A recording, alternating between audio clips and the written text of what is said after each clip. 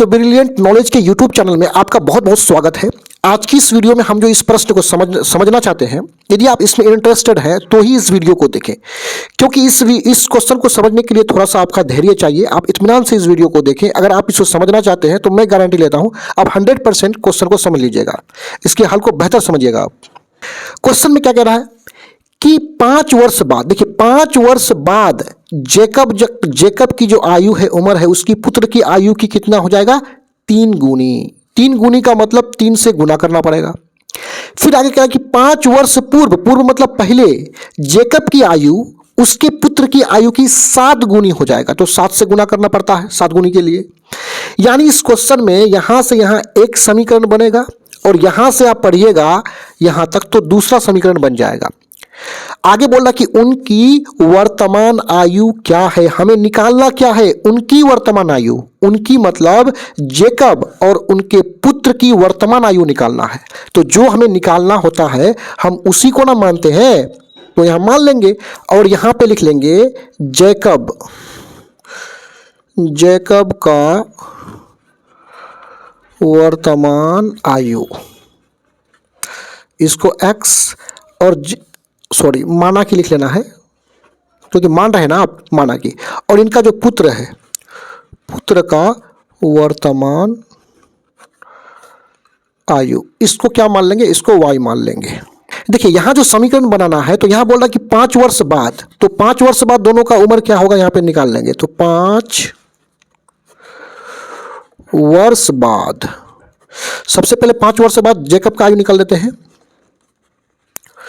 Jacob का आयु, देखिए जब भी बाद बोलेगा, पश्चात बोलेगा, तो हम वर्तमान आयु में जोड़ देंगे। तो 5 वर्ष बाद बोल रहा है तो 5 वर्ष को जोड़ देंगे। इसको आप ना जोड़े क्यों? 5 वर्ष बाद बोल रहा है तो 5 को जोड़े क्यों? इसको एक एग्जाम्पल के माध्यम से आप समझ सकते हैं। जैसे मान के चलो किसी का उम्र अभी है 22 साल, तो 5 वर्ष बाद कितना होगा? 27 होगा। तो ये 27 कैसे मिलेगा? अभी का जो उम्र है 22, इसमें 5 वर्ष बाद बोल रहा है तो 5 को जोड़ दीजिए, 27 आपको मिल जाता है ना। आप शॉर्ट में याद रखिए, बाद जब भी बोलेगा तो जोड़ देंगे। उसी तरह पुत्र का आयु, पुत्र का वर्तमान आयु क्या है? y है। 5 वर्ष बाद बोल रहा है तो +5 कर लेंगे।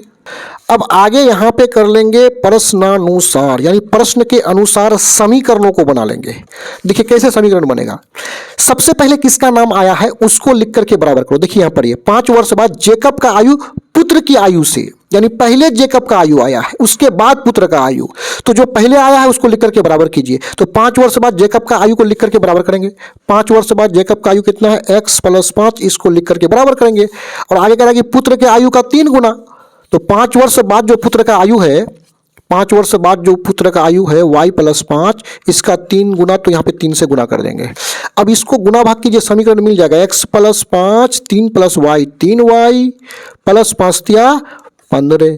x 3y को इस तरफ करेंगे -3y, 15 इस तरफ मौजूद है, 5 इस तरफ जाएगा -5। ठीक है, x - 3y यहाँ घटेगा तो हो जाएगा 10, ये हो जाएगा पहला समीकरण।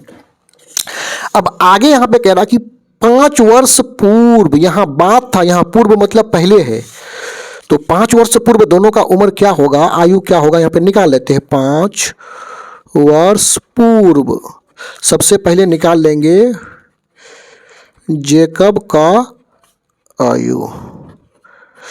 देखिए वर्तमान आयु को क्या माने हैं? x माने है ना, तो 5 वर्ष पूर्व पहले हो जाएगा, वर्तमान आयु में 5 वर्ष पूर्व बोल रहा है तो 5 घटा देंगे। अब आप बोलिएगा सर 5 वर्ष पूर्व बोल रहा है तो 5 क्यों घटाए? इसको भी आप समझ लीजिए। इसको एक एग्जाम्पल के माध्यम से समझिए। मान के चलिए आपका उम्र अभी 21 साल है, तो कोई बोलेगा 5 साल पूर्व पहले कितना उम्र था? तो आप बोलिएगा सर 5 वर्ष पूर्व इसका जो है 16 वर्ष होगा। तो ये 16 वर्ष आया कैसे? वर्तमान आयु 21 में 5 वर्ष पूर्व बोला तो 5 घटा दीजिए, या घटाइएगा तो 16 आपको प्राप्त हो जाएगा। यानी आप शॉर्ट में याद रखिए, जब भी पूर्व बोलेगा तो घटाएंगे। तो पुत्र का आयु क्या होगा? पुत्र का आयु का मतलब उम्र, वर्तमान तो y है, 5 वर्ष पूर्व -5 हो जाएगा। अब यहाँ प्रश्नानुसार करेंगे और दोनों समीकरणों को बना लेंगे। एक समीकरण और बनेगा, उसको भी बना लेंगे। यहाँ देखिए पहले किसका नाम आया है? 5 वर्ष पूर्व जेकब का आयु। तो 5 वर्ष पूर्व जेकब का आयु x + 5 लिखो और बराबर करो। आगे कह रहा है कि पुत्र की आयु का 7 गुना, तो पुत्र के आयु यानी 5 वर्ष पूर्व जो पुत्र का आयु है उसको 7 से गुना कर दीजिए। तो 5 वर्ष पूर्व पुत्र का आयु y - 5 है, 7 गुना है तो 7 से गुना कर देंगे। x - 5 7 गुना y 7y - 7 × 5 = 35। x करेंगे 7y इस तरफ आएगा -7y - 35, 5 को इस तरफ करेंगे +5। x - 7y देखिए 5 से 35 घटेगा तो -30 हो जाएगा। इसको समीकरण 2 मानेंगे। अब देखिए समीकरण 1 और 2 को हम लोग प्रतिस्थापन विधि से हल करेंगे। तो प्रतिस्थापन विधि से हल करने के लिए समीकरण 1 से हम लोग x के मान को निकाल लेते हैं। तो यहाँ सिंपल सा लिखेंगे समीकरण 1 से, और समीकरण 1 क्या है? x - 3y = 10। समीकरण 1 यही है ना, x - 3y = 10।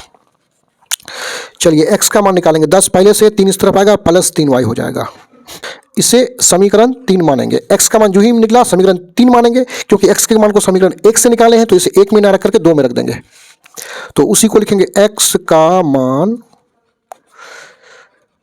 समीकरण 2 में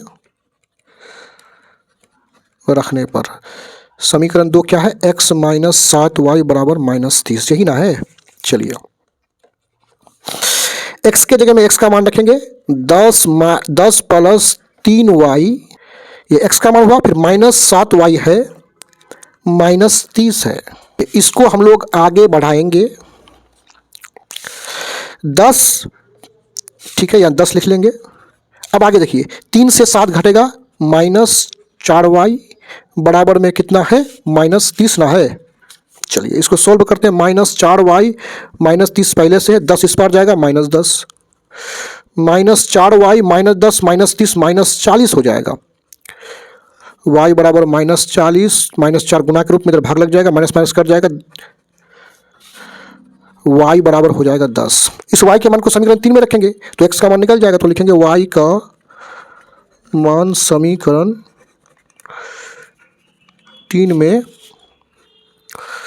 रखने पर, समीकरण 3 क्या है यहाँ पे देख लीजिए आप, x बराबर 10 + 3y बराबर करेंगे 10 + 3, y का मान 10 आया है तो कितना हो जाएगा? 10 + 10 × 3 30, यहाँ जोड़ेंगे तो हो जाएगा 40। अब आप यहाँ पे लिख सकते हैं कि अतः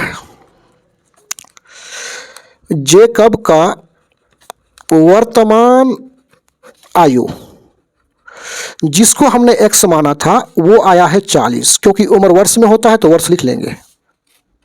उसी प्रकार जेकब का जो पुत्र है, पुत्र का वर्तमान आयु जिसको हमने y माना था तो y का मान कितना आया है?